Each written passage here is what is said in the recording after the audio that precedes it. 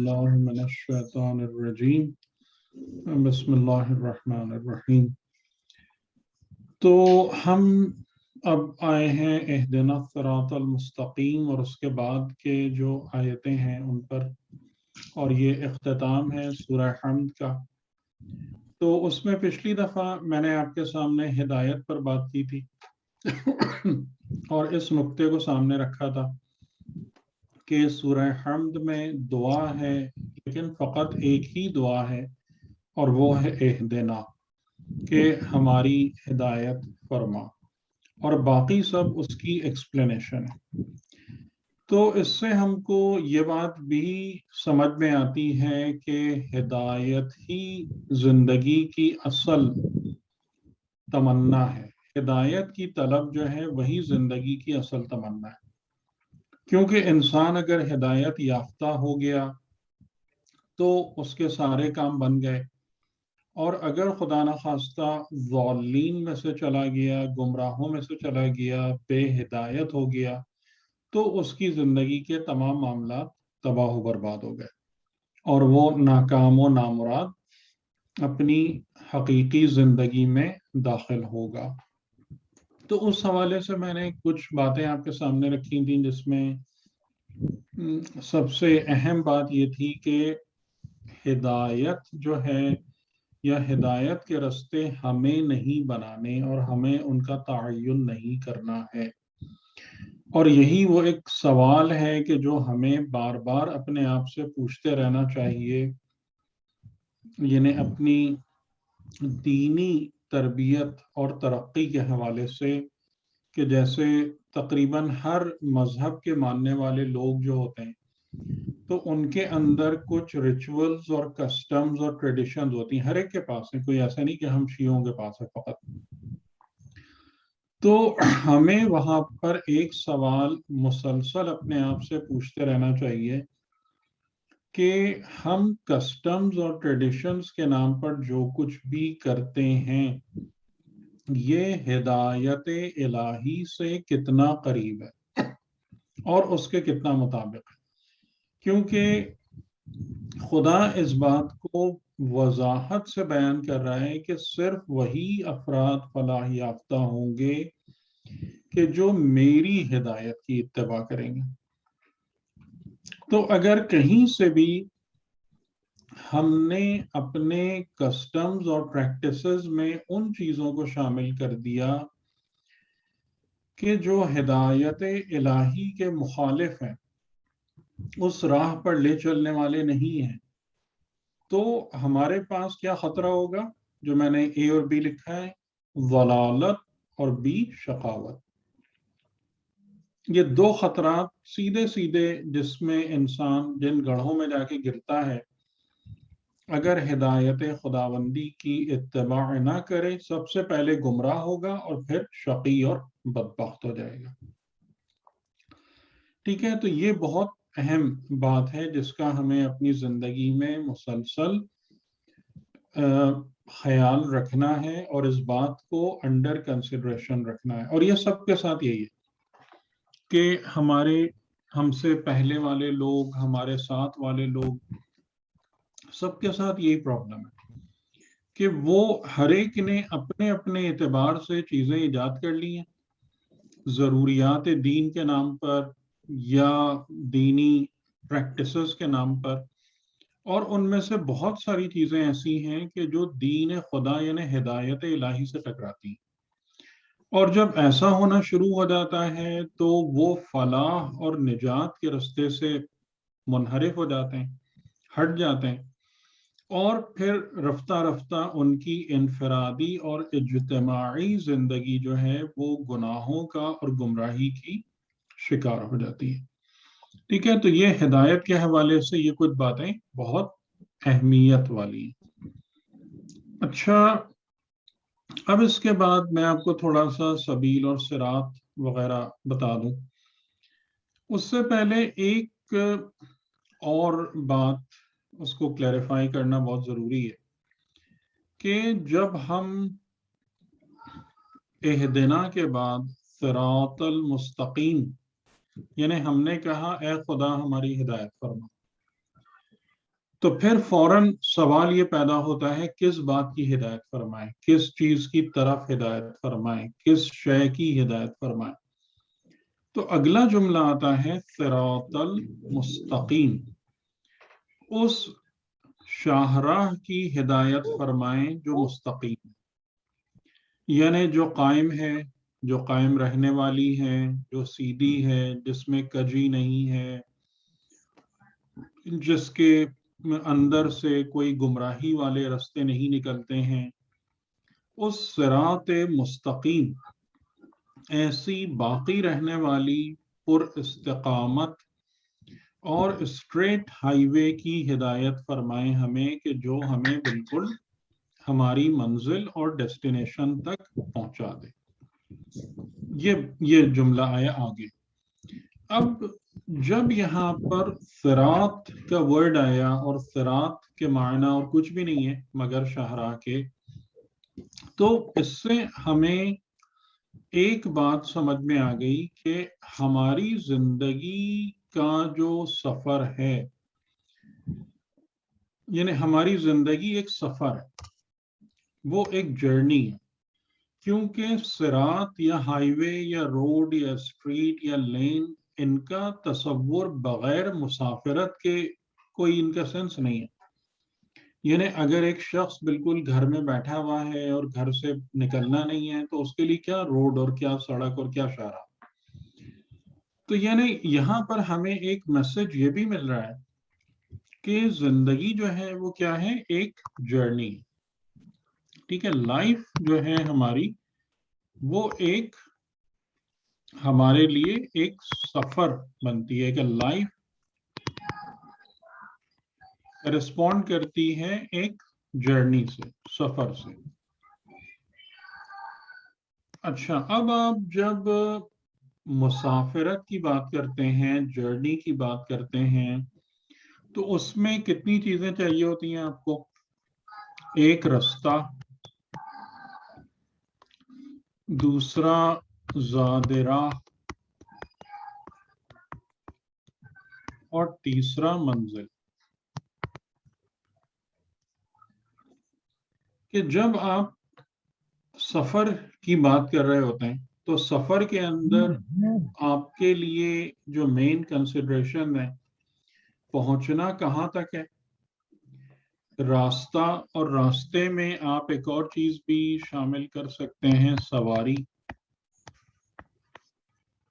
سواری کیا ہوگی، راستہ کون سا لینا ہوگا، راستہ کیسا ہوگا، کون سا راستہ سیف ہے، کون سا انسیف ہے، یہ تمام کی تمام کنسیڈریشنز ویز کی، پاتھ کی آ جاتی ہے.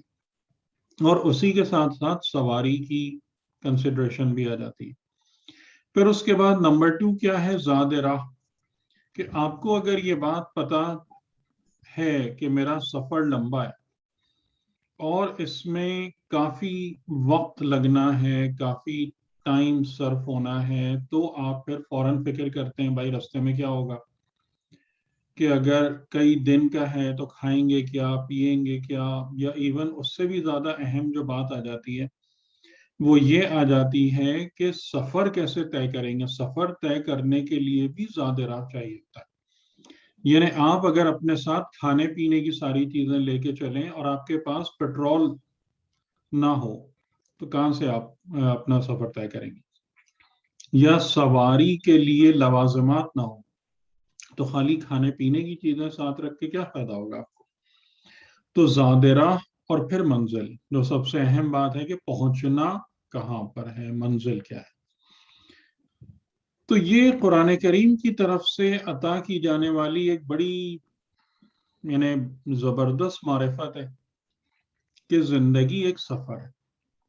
اور جب بھی ہم نے یعنی جیسے ہی ہم نے خدا سے ہدایت کی دعا مانگی تو خدا نے ہمیں فوراً اس بات کی طرف متوجہ کرا دیا کہ تمہیں کہاں تک پہنچنا ہے، صراط مستقیم تک پہنچنا ہے. یعنی تمہارے سفر کے لیے کیا ضروری ہے کہ تم اس ہائی وے تک پہنچو کہ جو مستقیم ہے. یہ ہمیں بات بتا دی گئی کہ زندگی تمہاری سفر ہے، اور اس سفر کے دوران جو چیز اہمیت کی حامل ہے وہ صراط مستقیم تک پہنچنا ہے۔ تو اب یہاں سے ہمارے پاس ایک نیا سوال درپیش ہوا کہ پھر صراط مستقیم کیا ہے، اور اس صراط مستقیم کو ہم کس طریقے سے جانیں گے اور پہچانیں گے، اور اس کو کیسے آئیڈینٹیفائی کریں گے کہ یہ صراط مستقیم کیا چیز ہے۔ درست؟ تو میں امید کرتا ہوں کہ یہ تمام جو لاجک جس طریقے سے بن رہی ہے یہ آپ لوگ پک کر رہے ہوں گے کہ لاجک ہماری کیسے اٹھ رہی ہے۔ کہ پھر صراط مستقیم کی جب بات ہو گئی تو پھر یہ صراط مستقیم کیا چیز ہے، یہ اسٹریٹ ہائی وے کیا ہے۔ لیکن اس تک پہنچنے سے پہلے میں ایک بات تھوڑی سی آپ کو اور وہ آئیڈینٹیفائی کر دوں کہ رستہ، سواری، زاد راہ اور منزل کے بارے میں جب ہم بات کرتے ہیں تو منزل اللہ اور آخرت۔ جب ہم منزل کی بات کرتے ہیں تو منزل خدا اور آخرت ہے، یعنی کہ ہمارے اس سفر کا اختتام کہاں پر ہوگا؟ آخرت میں پہنچ کر ہوگا۔ ٹھیک ہے، یہ بات ذہن میں رہے کہ جب تک انسان آخرت اور اس قیامت کے مرحلے تک نہیں پہنچ جاتا، حشر تک نہیں پہنچ جاتا، مرحلہ حساب تک نہیں آ جاتا، اس وقت تک یہ سفر جاری ہے، یہ جرنی اس وقت تک چل رہی ہے۔ ٹھیک ہے، یہ ختم ہونے والی نہیں۔ تو آخرت ایک لحاظ سے منزل ہے، اور آخرت پہنچ کر حقیقتاً پھر کس کے سامنے حاضر ہونا ہے؟ یعنی جیسے آپ کہتے ہیں کہ آپ جب جاتے ہیں کربلا تو آپ سے پوچھا جائے کہ آپ نے کہاں کا قصد کیا ہے، آپ کا مقصد کیا ہے، کس جگہ پہ جانا چاہتے ہیں، تو آپ کہیں گے کربلا۔ لیکن آپ حقیقتاً کربلا نہیں جانا چاہتے، جبکہ آپ اپنا قصد اور اپنا ارادہ کربلا کا بیان کر رہے ہیں۔ کربلا پہنچنے کے بعد آپ روضہ امام حسین علیہ السلام پر جانا چاہتے ہیں، تو آپ کا مقصود اصلی جو ہے وہ روضہ امام حسین علیہ السلام ہے، لیکن قصد، ڈائریکشن جو آپ لیتے ہیں وہ کربلا کی لیتے ہیں۔ تو اسی طریقے سے انسان کی ڈائریکشن آخرت ہے، حشر ہے، قیامت ہے، لیکن آخرت اور قیامت کے مرحلے میں پہنچنے کے بعد جو مقصود اصلی ہے وہ لقاء اللہ ہے، کہ جس کے بارے میں خدا نے بالکل وضاحت کے ساتھ قرآن کریم میں کم از کم 10 مرتبہ لقاء اللہ کے ورڈ آئے ہیں۔ اللہ سے ملاقات، خدا کی بارگاہ میں حاضری، خدا کے روبرو حاضر ہونا۔ تو یہ بات آپ سمجھ رہے ہوں گے کہ مقصد، قصد اور پھر مقصود، مقصود اصلی اور مقصود حقیقی، تو یہ منزل ہے۔ اور یہ بات بھی ہمیں کلیئر ہونا چاہیے کہ جو منزل ہے اور جو ڈیسٹینیشن ہے، یعنی اب آپ اس بات کو سمجھ گئے نا کہ آپ ایک اس مقام تک پہنچیں گے، لیکن مقام تک پہنچنا اینڈ نہیں ہے، بلکہ مقام تک پہنچنے کے بعد پھر کسی سے ملاقات آپ کا اصل مقصود ہے۔ آپ اصل میں اس لیے جا رہے ہیں، یعنی آپ اگر لاہور جاتے ہیں، اسلام آباد جاتے ہیں، کسی جگہ جاتے ہیں اپنے رشتہ دار کی طرف، تو آپ خالی اس شہر تک نہیں جاتے، بلکہ ان سے ملاقات آپ کا اصل مقصد ہوتا ہے۔ تو جو بھی آپ کی منزل ہے، آپ کی رستہ، سواری، زاد راہ، ان سب کا تعین اس کے مطابق ہوگا۔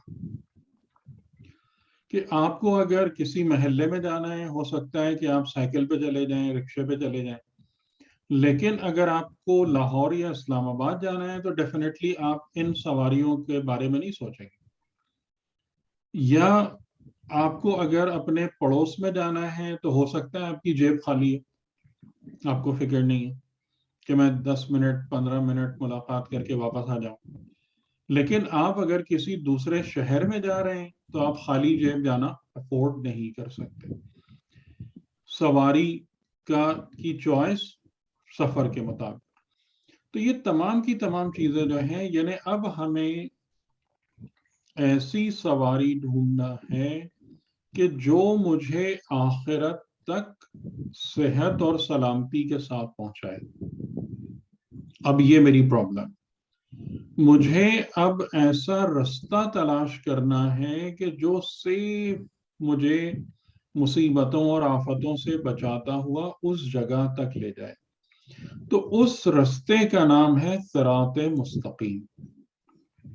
ٹھیک، یعنی وہ ہائی وے جو انسان کو سیف سیکیور بحفاظت اس منزل تک لے جائے گی اور ڈالی ہوئی ہے. ظاہر ہے کہ شاہراہ تو وہ ہوتی ہے نا کہ جو بنائی گئی ہو. تو یعنی خدا جب ہم سے کہہ رہا ہے صراط مستقیم، تو اس کا مطلب یہ ہے کہ یہ صراط مستقیم ایگزسٹ کرتی ہے، موجود ہے. اور ہماری ذمہ داری اور ہماری پرابلم یہ ہے کہ ہم اپنے آپ کو اس صراط مستقیم تک پہنچائیں اور وہاں تک لے جائیں، تاکہ وہاں تک پہنچنے کے بعد ہمیں یہ مسائل ختم ہو جائیں اور ہم سیدھا سیدھا سیدھا ٹریول کرتے ہوئے اپنی منزل تک پہنچ جائیں. تو یہ پورا سینیریو جو ہے یہ آپ کے ذہن میں بننا چاہیے. نہیں کہ میں کوشش یہی کروں گا انشاءاللہ کہ یہ پورا ویژولائز کر لیں آپ، تو آپ کو انشاءاللہ یاد رکھنے میں اور اس کی باریکیوں کو بھی ذہن میں اجاگر کرنے میں آسانی ہو جائے گی. ٹھیک. اب اس کے بعد جو ہمارے پاس ایک اور بہت اہم سوال آتا ہے، اور جو حقیقتاً جو چیز صراط کو ڈٹرمن کرتی ہے، وہ یہ کہ ہم نے کہا کہ ہماری منزل ہے خدا، مقصود اصلی ہے اللہ. اب خدا جب اپنے آپ کو ہم سے متعارف کراتا ہے، ہمیں اپنا تعارف کراتا ہے، تو خدا یہ بتاتا ہے کہ میں تو تم سے سرے سے دوری نہیں ہوں. جیسے میں نے یہ آیت یہاں پہ لکھی، واللہ بکل شیء محیط. خدا تو ہر شے پر محیط ہے، اس نے تو ہر شے کا احاطہ کیا ہوا ہے. نحن اقرب الیہ من حبل الورید. ہم تو ان کی رگے گردن سے زیادہ ان سے قریب و نزدیک ہیں. تو جو ہستی ہم سے تقریباً، یعنی اگر میں یہ جملہ کہوں تو غلط نہیں ہے، کہ جو ہستی ہم سے زیادہ ہم سے نزدیک ہے اس کی طرف سفر کیسے کریں گے ہم؟ اب یہ ایک عجیب پرابلم ہے کہ اگر وہ ہماری ڈیسٹینیشن ہے، اگر وہ ہمارا مقصود اصلی ہے، اگر وہ ہمارے لیے جو ہے وہ سفر کے اختتام پر اس سے ملاقات ہماری منزل ہے، اور وہ کہہ رہا ہے کہ میں نے تو تمہیں ہر طرف سے گھیرا ہوا ہے، میں تمہارے دل سے زیادہ تم سے نزدیک ہوں، میں تمہاری رگے جان سے زیادہ تم سے قریب ہوں، تو پھر میں مطلب کیا ٹریول کرنا ہے؟ پھر تو وہ ہم اور وہ ایک ہی ہیں. ٹریولنگ کی بات کیوں آ رہی ہے؟ پھر یہ صراط اور سبیل کا مسئلہ کہاں سے آ جائے گا؟ تو اب یہاں پر جو بات، یعنی کہ یہ تصور بھی، یہ معاملہ بھی قرآن نے ہی ہم کو سمجھایا ہے. اور اسی لیے جو بات ہوتی ہے نا کہ معارف کی جو بات ہوتی ہے کہ قرآن کریم سے حقیقت زندگی کو اخذ کرنا یہ کھیل نہیں ہے، یہ مذاق نہیں ہے. جس طریقے سے ہم اس کو ڈیل کرتے ہیں اس کے لیے بڑی گہری نظر اور دقت چاہیے ہوتی ہے. دیکھیں یہ جو میں نے نیچے چیز لکھی ہوئی ہے، 2:1-2، ایک ہے سیر سین سے اور ایک ہے سیر یا سیرورت صاد سے. اور یہ دونوں لفظ جو ہیں اس قسم کے یہ عربی کے ہی ورڈ ہیں. سیر اردو کا ورڈ نہیں ہے، یہ بھی عربی میں ہے. سیر و سفر، سیر و سلوک، تو یہ عربی کا ورڈ ہے سیر. سیر کا جو مطلب ہے وہ اس کا اگر آپ ترجمہ کریں تو وہ ٹریولنگ ہے. ٹریولنگ کا مطلب کیا ہوتا ہے کہ آپ جیسے اپنے گھر سے کسی جگہ پہ جانا چاہتے ہیں تو آپ اٹھتے ہیں اور آپ حرکت کرنا شروع کرتے ہیں اور آپ قدم بقدم یا تھوڑے تھوڑے فاصلے سے آپ آگے بڑھتے جاتے ہیں. لیکن اس میں خاص بات کیا ہے کہ آپ جتنا آگے بڑھتے جاتے ہیں تو پیچھے والی جگہ آپ سے خالی ہوتی جاتی ہے اور آپ آگے کی جگہوں کو فل ان پر کرتے ہوئے اپنی منزل تک پہنچتے ہیں. تو پیچھے سب کچھ آپ سے خالی ہو جاتا ہے. پیچھے آپ موجود نہیں ہوتے, آپ اپنے گھر میں اب موجود نہیں رہتے, آپ کسی اور جگہ پہ چلے جاتے ہیں. اور جو اس میں بہت اہم بات ایک دوسری ہے وہ یہ ہے کہ اس سیر یعنی سین والی سیر اور ٹریولنگ میں آپ کی ذات میں کوئی تبدیلی واقع نہیں ہوتی, آپ کی صفات نہیں بدلتی, بلکہ آپ خود ایک جگہ سے دوسری جگہ پر منتقل ہو جاتے ہیں. کیا یہ ٹریولنگ, یہ سیر ہے انسان کی الی اللہ اور آخرت, یا ایک اور بھی چیز ہے؟ اور آپ لوگ ماشاءاللہ قرآن پڑھتے ہیں, آپ اس بات کو خود اچھے طریقے سے نوٹ کر سکتے ہیں کہ قرآن کریم نے جب انسان کے خدا کی طرف رجوع کرنے کی بات کی ہے تو وہ صاد سے ہے یا سین سے ہے؟ وہ الیہ المصیر, الیک المصیر. یہ سین ہے یہاں پہ دیکھیے گا, یا صاد ہے. تو تیری طرف سیر نہیں ہے, سین ٹریولنگ نہیں ہے تیری طرف, تیری طرف مصیر ہے. مصیر کا مطلب کیا ہوتا ہے کہ انسان حرکت کرتا ہے, لیکن کس طریقے سے حرکت کرتا ہے؟ ٹرانسفارمیشن کے ذریعے سے حرکت کرتا ہے. یعنی اس کی جو بہت آسان مثال ہے اس کو سمجھنے کے لیے, وہ خود میرا بدن ہے.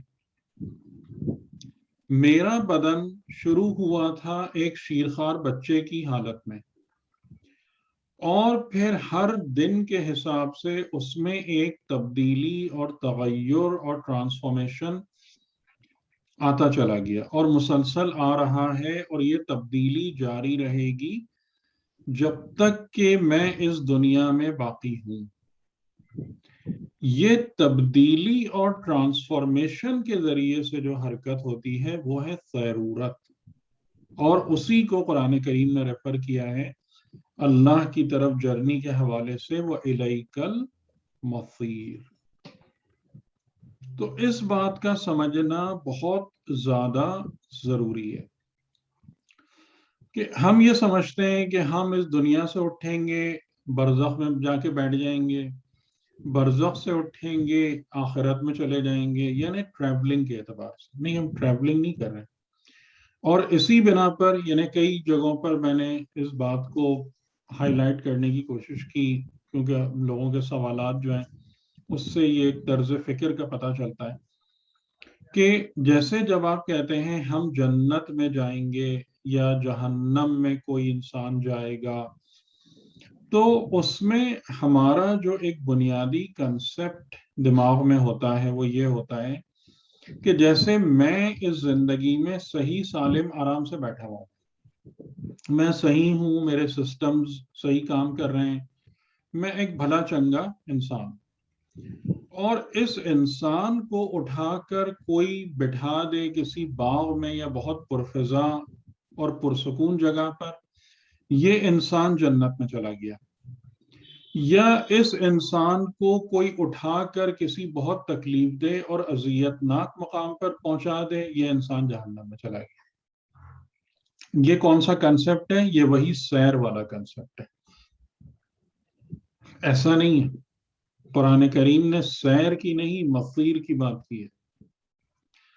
انسان میں خود مسلسل جس طریقے سے میرا اور آپ کا بدن تبدیل ہوتا چلا جا رہا ہے, اور یہ ایک سفر ہے یا نہیں ہے؟ یہ میرے بدن کا سفر میرے شیرخوارگی والے لمحے سے لے کر اور آج اس لمحے تک میرے بدن نے سفر کیا یا نہیں کیا، ان تمام تبدیلیوں کے تھرو سے. لیکن یہ وہ سفر نہیں ہے کہ جو یہ ایک مقام سے دوسرے مقام تک جا کے کرتا ہے. یہ وہ سفر ہے کہ جو خود اس کا اپنے اندر طے ہو رہا ہے اپنی تبدیلیوں کی بنا پر.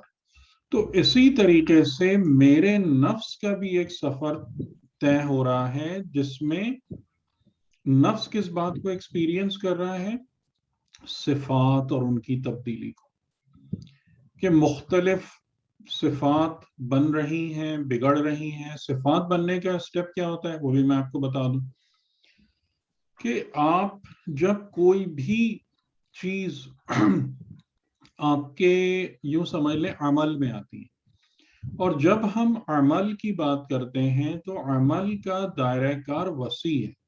ٹھیک ہے، عمل کا دائرہ کار فقط اور فقط ہاتھ پیر ہلانا نہیں ہے. اس بات کو ذہن میں رکھیے گا. یعنی عمل جو ہے انسان کا عمل، اگر آپ آسانی کے ساتھ دیکھیں تو عمل آپ کے ذہن اور فکر کا بھی ہوتا ہے، اور عمل آپ کے اعضاء اور جوارح سے بھی ہوتا ہے. ٹھیک ہے، عمل میں دونوں چیزیں شامل ہیں. عمل ہم سمجھتے ہیں فقط ہاتھ پیر ہلانے کا نام ہے، نہیں.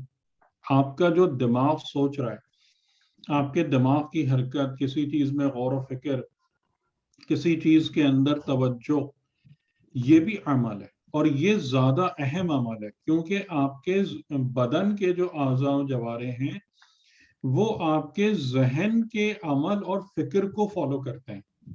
جو نیت بنتی ہے وہ آپ کے ذہن کے عمل سے، دماغ کے عمل سے بنتی ہے، ہاتھ پیروں کے عمل سے نیت نہیں بنتی. اور انما الاعمال بالنیات، اور جو بھی عمل آپ انجام دیتے ہیں اس کی بنا نیت پر ہوتی ہے. تو یعنی کہ جو بھی عمل آپ انجام دیتے ہیں، یعنی ذہن سے، فکر سے یا اپنے ہاتھوں سے، اس کا آپ کے اوپر ایک اثر آتا ہے، ایک امپیکٹ آتا ہے. اس امپیکٹ کی وجہ سے آپ کے اوپر ایک حالت طاری ہو جاتی ہے جس کو ہم کہتے ہیں حال آ جاتا ہے. یعنی یہ حال خالی قوالی بھی نہیں آتا، بلکہ ہر عمل کی بنا پر انسان پر ایک حال طاری ہوتا ہے، ایک حالت آ جاتی ہے. یعنی جیسے مثال کے طور پر آپ نے ایک مجلس سنی، آپ کسی نعت کی محفل میں گئے، وہاں پر آپ نے جو کچھ سنا، اب اس نے آپ پر ایک اثر کیا اور آپ پر ایک حال طاری ہو گیا. مثال کے طور پر کہ کسی امام کی محبت کا حال آپ پر آ گیا، رسول خدا کے حوالے سے بہت اچھے جذبات کا حال آپ پر آ گیا. اب انسان اگر اس حال کو بچا لے، پریزرو کر لے، کیونکہ یہ حال کیا ہوتا ہے، یہ ایک چھوٹی سی کوٹنگ ہوتی ہے، ایک باریک سی کوٹنگ ہوتی ہے. اور پتہ چلا کہ اس کے بعد ہم بیٹھ گئے دوستوں کی محفل میں اور گپ شپ شروع ہو گئی اور پلاٹوں کے اور اس کی بحث شروع ہو گئی. وہ جو ہلکی سی کوٹنگ آئی تھی آپ پر بطور حال، وہ سب دھل دھلا کے صاف ہو گئی، کلیئر، کلین. ٹھیک، حال ختم. لیکن اگر انسان اس حال کو پریزرو کرے، توجہ کرے اس کی حفاظت پر، اور پھر اس بات کو کہے کہ نہیں، ابھی میں نے مجلس میں جا کر یہ بات سنی اور مجھے اب میں کوئی کتاب بھی پڑھتا ہوں، اب میں امام حسین علیہ السلام کے بارے میں ان کے اقوال بھی پڑھتا ہوں، اب میں کتابوں سے بھی دیکھتا ہوں. تو اب کیا ہو رہا ہے کہ وہ جو ایک باریک سی کوٹنگ کی لیئر آپ کے اوپر آئی تھی بطور حال، اب وہ تھک ہونا شروع ہوگی، وہ اب موٹی ہونا شروع ہوگی.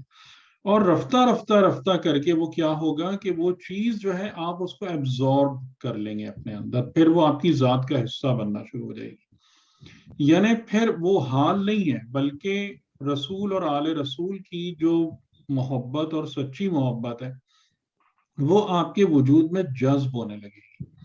تو اب جو حال تھا، یعنی جو محبت کا خالی ایک تھوڑا سا تاثر آتا تھا، اب وہ محبت آپ کی صفت بن رہی ہے. اور جیسا کہ میں نے آپ کو شاید ایک واقعہ سنایا بھی تھا اپنے ایک دوست کے والد کا، کہ ان کے دوست کے والد ایک کانسٹیبل تھے، اور انہوں نے اپنے وقت انتقال اپنی اولاد کو یہ بات کہی کہ میں نے تم کو ہمیشہ حلال، آپ کو پتہ ہی ہے پاکستان میں کانسٹیبل ہو اور حلال کی کھائے کتنی تکلیف اٹھانی پڑتی ہے اس کو، کہ میں نے تم کو اپنی اولاد کو حلال کھلایا، کیوں؟ اس لیے کہ جب بھی حرام سامنے آتا تھا تو مجھے یہ یاد آتا تھا کہ میں جب قبر میں جاؤں گا اور میری قبر میں امام حسین علیہ السلام تشریف لائیں گے تو میں امام حسین کو کیا منہ دکھاؤں گا۔ یہ کیا ہے؟ یہ وہ محبت صفت بن گئی ہے، یہ صفت ہے کہ کیونکہ حال آپ پر آتا ہے چلا جاتا ہے، صفت آپ کی ذات کا پرماننٹلی ایک حصہ بن جاتی ہے، آپ کی ذات ہو جاتی ہے صفت۔ تو آپ کی جو جرنی ہے وہ جرنی کون سی ہے؟ ٹرانسفارمیشن اور سیرورت ہے۔ اور ٹرانسفارمیشن کا مطلب کیا ہوتا ہے کہ جس طریقے سے کہ میرا بدن ایک ٹرانسفارم ہو رہا ہے، بچے سے لڑکا، لڑکے سے جوان، جوان سے ادھیڑ عمری، پھر بڑھاپا، and so on، اسی طریقے سے میرے نفس کے اندر بھی یہ حال اور صفات والا پورا ایک سائیکل چل رہی ہوتی ہے۔ تو ہم لوگوں پر زیادہ تر چیزیں جو ہیں وہ بطور حال آتی ہیں، اور ادھر ادھر کے چکروں میں پھر وہ سب صاف ہو جاتا ہے اور پھر ہم وہیں کھڑے ہوتے ہیں۔ اس دفعہ محرم میں ہم نے جتنا کچھ بھی کیا وہ ایک حال طاری ہوا، ابھی پھر اس کے بعد نویں آئے گی، لوگ خوشیاں منانا شروع ہو جائیں گے، خوشیاں منانے میں جائز ناجائز بھی سوچیں گے، گڑبڑ سڑبڑ چیزوں میں پڑیں گے، محرم کا ساری کوٹنگ ختم، سب سارا کام صاف ہو گیا، اور پھر وہی اسی جگہ پہ آ کے کھڑے ہو گئے، پھر اگلے محرم پہ دوبارہ سے وہی سائیکل ریپیٹ ہو رہی۔ تو یہ ہے سیرورت۔ اب اس سے آپ سمجھ لیں کہ ہمارا جو جرنی ہے، ہمارا جو سفر ہے زندگی کا، وہ ٹرانسفارمیشن کا سفر ہے، وہ حال اور صفات، اور جب صفات بھی بالکل آپ کی ذات کا حصہ بن جاتی ہیں تو اس کو کہتے ہیں ملکہ، یعنی حال، صفات اور ملکات، اس کا سفر ہے۔ اگر نعوذ باللہ لوگ اس طریقے سے اپنی زندگی گزارتے رہے کہ ان پر بس کچھ حال طاری ہوتا تھا، اور اس کے بعد ایک چیز آتی تھی، کوئی بارش برستی تھی، وہی شہوت، غضب، وہم میں سے اس کے پیچھے پیچھے تو شیطان کے وسوسے چل ہی رہے ہوتے ہیں، اور وہ سب کا سب صاف ہو جاتا تھا۔ تو وہ انسان کیا ہوگا ان دا اینڈ؟ وہ توحید دست ہوگا، خالی ہاتھ ہوگا۔ یعنی جس انسان نے اپنے اندر اس جرنی آف لائف میں کوئی صفات نہیں بنائی، اور صفات کا مطلب کیا ہوتا ہے؟ صفات کا مطلب یہ ہوتا ہے کہ وہ چیز ہمیشہ آپ کے ساتھ ہوتی ہے، کبھی بھی آپ سے جدا نہیں ہوتی۔ جیسے میں نے آپ کو مثال دی نا ایک بندہ خدا کی، کہ آپ خود سمجھ سکتے ہیں، اور آپ لوگ پاکستان کے ماحول میں رہتے ہیں، میں کسی اور کو باہر والے کو مثال دوں شاید اتنی وہ ریئلائز نہیں کر پائے گا، آپ کر سکتے ہیں اس کو ریئلائز، کہ ایک انسان کانسٹیبل ہو، کیا اس کی تنخواہ ہوتی ہے، کتنی قسم و کرسی ہوتی ہے اگر وہ تنخواہ کے عالم میں اپنی زندگی بسر کرے، اور وہ کیسے حرام کے معاملات کو ریزسٹ کرتا ہے اس ٹیمپٹیشن کو۔ اور اس بندے خدا کے لیے مین کیا تھا کہ مجھے اپنی قبر میں جاؤں گا، اور جو عقیدہ انہوں نے مجلس سے لیا تھا یہ کوئی وہ عرفانی عقیدہ نہیں ہے، یہ وہی مجالس میں کہیں بھی باتیں ہیں کہ امام علی آئیں گے، امام حسین آئیں گے ہماری قبر میں، تو انہوں نے کہا میں ان کو کیسے منہ دکھاؤں؟ یہ صفت، اب دیکھیں یہ صفت انسان کے لیے کتنی کارآمد ہے۔ تو اصل میں سارا گیم جو ہے لائف اور لائف کی جرنی کا، وہ صفات کا کھیل ہے، کہ ہم کیا صفات اپنے اندر پیدا کر رہے ہیں، یہ ہے ٹرانسفارمیشن، یہ ہے سفر۔ تو آپ خود اب اس بات کو دیکھیے گا اور بتائیے گا کہ ہمیں خدا کی طرف جو سفر ہے، خدا کی طرف جو رجوع ہے یا آخرت ہے، کہیں اس میں لفظ سیر آیا ہے سین سے؟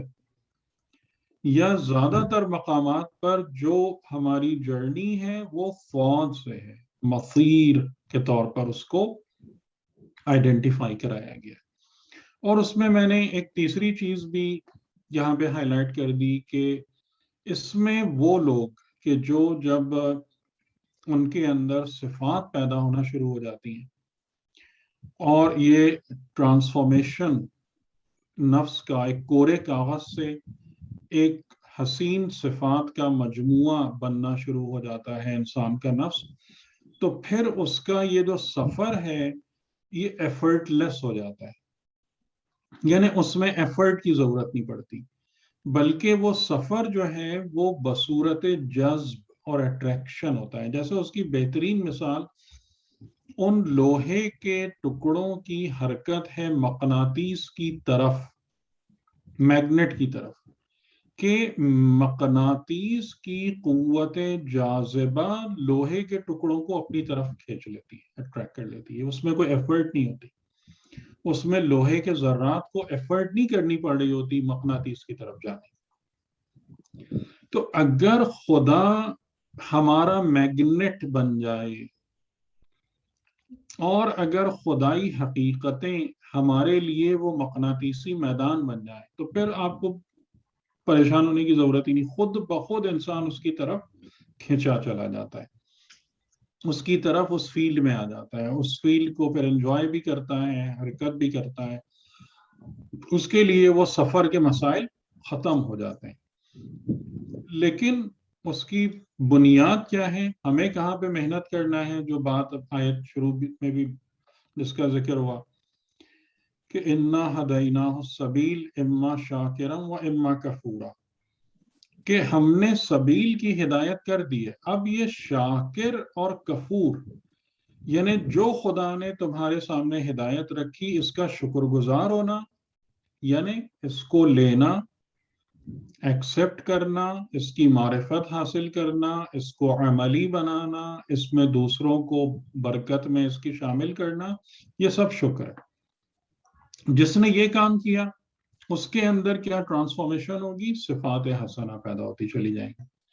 جس نے بھی سبیل کا شکر گزار بنا اور جس نے اس کا انکار کر دیا، کفور ہو گیا، وہ پھر ضالین اور پھر اس ٹریک پہ چلنا شروع ہو جائے گا اور اس طرف چلا جائے۔ تو انشاءاللہ تعالی پھر آپ اس بات کو اچھے طریقے سے یعنی سمجھ رہے ہوں گے، کیونکہ یہ بہرحال یہ ایک یا دو آیتوں کی بات نہیں ہے، بلکہ یہ انسان کی پوری زندگی کا نقشہ ہے جو ان دو تین آیتوں میں بتایا گیا۔ اور یہاں سے ہی آپ کو یہ بات بھی ریئلائز ہو رہی ہوگی کہ کیوں یہ بات آئی ہے کہ سورہ حمد قرآن کا خلاصہ ہے۔ ٹھیک ہے، تو انشاءاللہ پھر اگلی دفعہ میں سبیل اور صراط کے حوالے سے پھر ڈیٹیل میں جاؤں گا، اور اگر موقع ملا تو پھر انعمت علیہم، کیونکہ صراط مستقیم کو اب ہم نے خود، یعنی کہ جیسے آپ نے دیکھا کہ ایک بات پھر اس سے جو کوشچن ریز ہوتا ہے اور پھر اس کا جواب، اہدنا کس بات کی ہدایت، کس چیز کی ہدایت، کس طرف ہدایت، اس کا جواب صراط مستقیم۔ لیکن ابھی مسئلہ پورا حل نہیں ہوا۔ صراط مستقیم یعنی اسٹریٹ ہائی وے، کیا ہم کسی ہائی وے پہ جا کے کھڑے ہوتے ہیں؟ کہاں جائیں؟ صراط مستقیم کیا، پھر اس کا جواب اگلے فقرے میں۔ تو وہ ہم انشاءاللہ اس پر اب بات کریں گے اگلی دفعہ انشاءاللہ العزیز۔ ٹھیک ہے، اللہم صلی علی محمد و آل محمد۔ آپ لوگ اگر کوئی بات کرنا چاہیں۔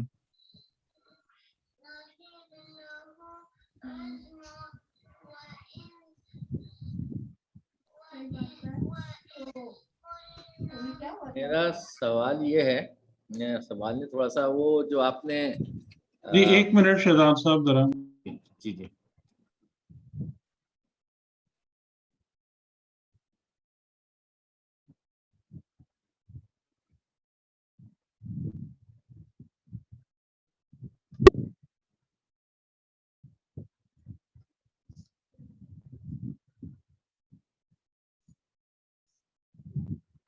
جی جی معذرت، جی بسم اللہ۔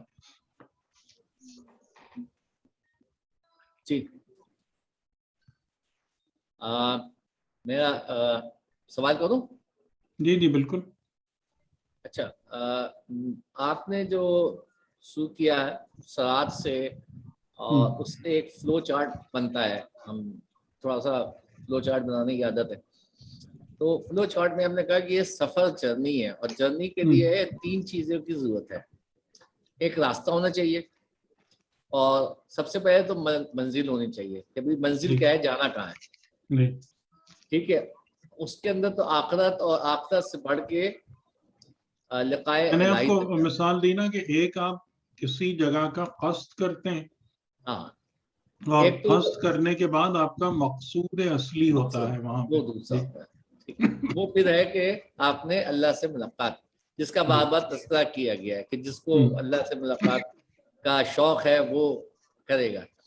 دوسرے سوال اس میں جو امپورٹنٹ سوال آتا ہے کہ اس منزل تک پہنچنے کے لیے راستہ کون سا ہے، اور اس کے بعد راستے میں آپ کو زیادہ راہ کیا چاہیے. اب زیادہ راہ راہ، چاہیے اور سواری کیا ہوگی. ہاں زیادہ راہ میں سواری بھی شامل کر لیتے ہیں، کیونکہ سواری نہیں ہوگی تو زیادہ راہ کا مطلب یہ ہے. اب زیادہ راہ جو ہے، زیادہ راہ جو ہے 2 طرح کے زیادہ راہ ہے. ایک وہ جو ہماری اس سفر کے دوران جسمانی ضرورت کے ساتھ ہے، اور دوسرا جو ہے زیادہ راہ ہے جو کہ ہمیں اللہ کی ملاقات کے لیے چاہیے. ٹھیک ہے. تو اس کے اندر نفس کے بھی وہ چاہیے زیادہ راہ، نفس کے لیے بھی چاہیے اور بدن کے لیے بھی چاہیے. ٹھیک، میں یہاں تک پہنچا ہوں گا. اب یہ جو زیادہ راہ ہے، اب اس زیادہ راہ کے اندر جو ہے، ابھی ہم نے سادہ جو ڈسکس کیا زیادہ راہ کی ہے، تو زیادہ راہ میں جو نہیں، بدن ابھی تو کا، میں نے آپ کو یہ بات سمجھائی ہے کہ سفر کی نوعیت کیا ہے، سفر ہوتا کیا ہے. ہاں سفر کی نوعیت کیا ہے. ٹھیک ہے. جی. سفر کی نوعیت کیا ہے، اور وہی آپ نے دو چیزیں بتا دی نا، کہ ایک سفر بدن کا ہے جس پہ ہم کہتے ہیں بدن کا ایولیوشن ہے، جس پہ ہم سفر یا ایولیوشن کہہ لیں کہ پہلے بچپن ہے، پھر نہیں، جوانی آپ ہے. کا بدن بھی جو ہے نا دونوں طریقوں سے اس میں سفر ہے نا. جی بدن میں سیر بھی ہے اور سیرورت بھی ہے. ہاں، سیر بھی ہے، ضرورت بھی ہے. یعنی ٹھیک ہے. بدن ٹریول بھی کرتا ہے اور بدن میں ٹرانسفارمیشن بھی ہے. ٹرانسمیشن بھی ہے. ٹھیک ہے. اسی طرح نفس میں بھی ہے. اب نفس کے ابھی اندر وہ ابھی سیر ہم نے نہیں ہے. زیادہ راہ کی بات نہیں کی ہے. ابھی ہم زیادہ راہ کی بات نہیں کی ہم نے، جو ہمیں زیادہ راہ چاہیے. زیادہ راہ تو آپ کو چاہیے، لیکن اگر آپ غور کریں نا تو زیادہ راہ ایک لحاظ سے میں نے بات کر لی ہے کہ زیادہ راہ جو ہے وہ آپ کی صفات ہیں، اور صفات سے ریلیٹڈ جو بھی امور ہیں یہ آپ کا زیادہ راہ ہے نا. یعنی کہ آپ کے ذہن میں ہے کہ میں نے یہ کہا کہ اگر کوئی انسان صفات حسنہ نہیں بنا سکا، زندگی میں خالی حال ہی آتا جاتا رہا، تو آخری یعنی جب وہ اپنی زندگی دنیا سے ختم کر رہا ہوگا تو وہ خالی ہاتھ ہوگا. ہاں صحیح ہے، صحیح ہے. ٹھیک ہے. زیادہ راہ تو کا اس کا مطلب یہ ہے کہ صفات اور صفات سے ریلیٹڈ جو بات بار بار آ رہی ہے کہ معرفت، تزکیہ نفس، علم، یہ سب آپ کا زیادہ راہ بن رہا ہے، کیونکہ آپ انہی کی ذریعے سے صفات پیدا کرنے میں کامیاب ہوتے ہیں. صفات کی دوسری ایک چیز آپ کہہ سکتے ہیں عادتیں، جو آپ کی عادتیں ہیں. عادتیں الگ ہیں. اچھا، عادتیں الگ ہیں. صفات وہ کوالٹیز ہوتی ہیں جو آپ کی نفس میں بنتی ہیں، اور وہ آپ کے بدن ختم ہو جائے گا تب بھی باقی رہیں گے. ٹھیک ہے. تو یہ زیادہ راہ ہو گیا سفر کا. ٹھیک ہے، ٹھیک ہے. اور رستہ جو ہے، یعنی جیسے زیادہ راہ کے حوالے سے خود قرآن کریم میں موجود ہے نا کہ تقویٰ بہترین زیادہ راہ ہے. جی تقویٰ تو اس کا مطلب یہی ہے نا کہ یہ جتنی بھی صفات ہیں یہ بہترین زیادہ راہ ہے، اور صفات حاصل کرنے کا مقدمہ معرفت اور تزکیہ اور آپ کی توجہ اور محنت یہ سب ہے. تو یہ ہے زیادہ راہ.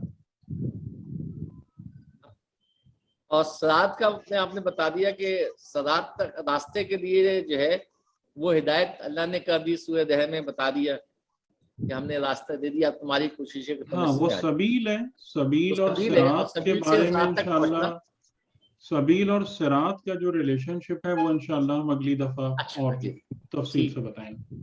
مطلب ہم جو تیسرا اس کا حصہ ہے وہ ہم نیکسٹ میں کریں گے۔ ہاں ٹھیک، سبیل یہ اور صراط ٹھیک کیا ہے، ان میں کیا فرق ہے، کیا تعلق ہے۔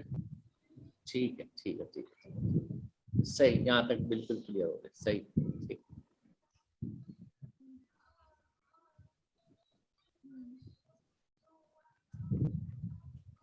اچھا، اس میں جو بدن کا جو وہ ہے جو سیر اور دونوں چیزیں نا، اس میں سیر بھی ہے اور ضرورت بھی ہے، جی تو اس کی جو پورا کرنا ہے ہم، وہ جو اس دنیا میں ہم کرتے ہیں، ہم، وہ اس کا جو ہے وہ بھی لنک ہماری عادت اور ہمارے مطلب حالت اور ہماری صفت کے ساتھ ہوگا، جو ہماری صفات ہوں گی اسی حساب سے ہوگا۔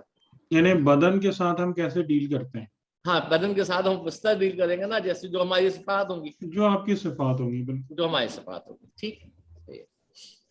بدن بھی تو آخر الٹیمیٹلی ہماری جو اس میں ہے ذہن، فکر اور نیت جو ہے اس جی کے کنٹرول میں ہے نا۔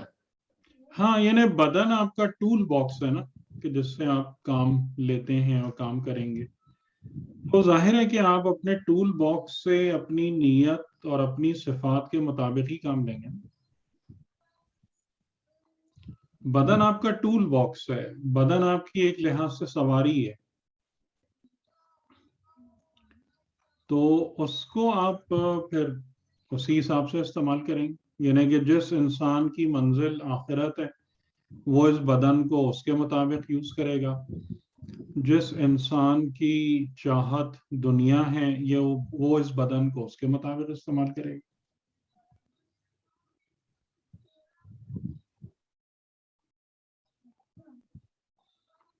جی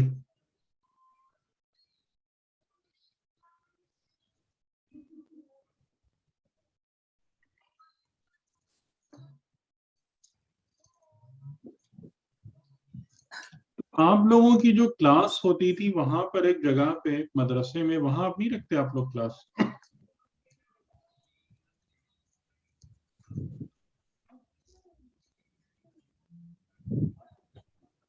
سر ایک سوال ہے اچھا چلیں جی۔ سر، یہ آپ نے فرمایا نا جو نیت بنتی ہے وہ دماغ کے عمل سے بنتی ہے، تو نیت تو ہم پہلے کریں گے نا، تو وہ کہاں سے سفر آئے گی نیت؟ سفر سے پہلے ہم نیت کریں گے نا، سفر سے ہاں پہلے تو وہ کریں آپ گے۔ جی جی جی تو انسان، ہاں سوری آپ اچھا، بات پوری کر دیں جی۔ اور یہ نیت اور ارادہ جو ہے وہ ہمارا ایک ہی چیز ہے، نیت اور ارادہ؟ ارادہ اور نیت میں تھوڑا سا فرق ہے کہ نیت جو ہے وہ کسی، آپ سمجھ لیں کہ عمل کے حوالے سے ہوتی ہے، اور ارادے میں آپ کا ہدف پیش نظر ہوتا ہے۔ پھر یہ ارادہ ہوا ہے، اس میں تو ہدف ہے یہ منزل تک پہنچنا۔ ہاں ٹھیک ہے، صحیح، مطلب نیت اور ارادہ دونوں ساتھ ساتھ ہی چلتے ہیں ساتھ جی۔ ٹھیک ہے۔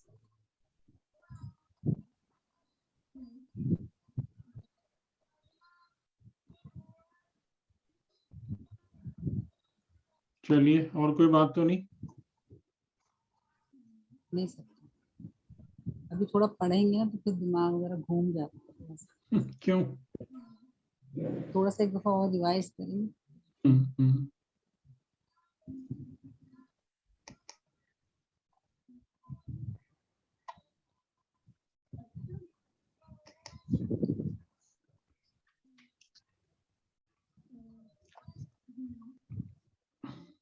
جی شہزاد صاحب آپ ہیں؟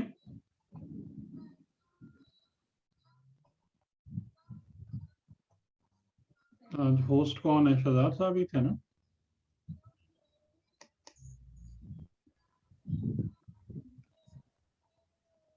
جی سر، شہزاد صاحب۔ عروج بھائی آج نہیں. نہیں تو مطلب وہ بھی جواب نہیں دے رہے تو میں پھر رخصت لے لوں.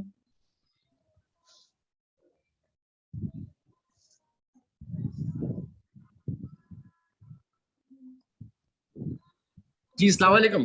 میرا جی آواز آ رہی ہے میری؟ جی جی آ رہی ہے آواز. اصل میں میرا میں کمپیوٹر پر وہ تھا وہ شاید ہینگ ہو گیا ہے. میں نے پھر موبائل سے دوبارہ کنیکٹ ہوا دوسرے آئی ڈی کے ساتھ. صحیح. جی جی. تو بیچ میں پارٹیسپیٹ نہیں کر سکا. اچھا اچھا میں یہ پوچھ رہا تھا کہ آپ لوگ جو پہلے مدرسے میں کلاس کرتے تھے تو وہ اب نہیں کر رہے؟ ہاں وہ مدرسے میں کلاس ہم لوگ پہلے کرتے تھے پھر وہ کورونا کی وجہ سے ڈسٹرب ہو گیا اور اب یہی چل رہا ہے. تو اب تو میرا خیال ہے کورونا ختم ہو گیا تو دوبارہ مدرسے میں آ جائیں گے تو زیادہ اچھا ہوگا.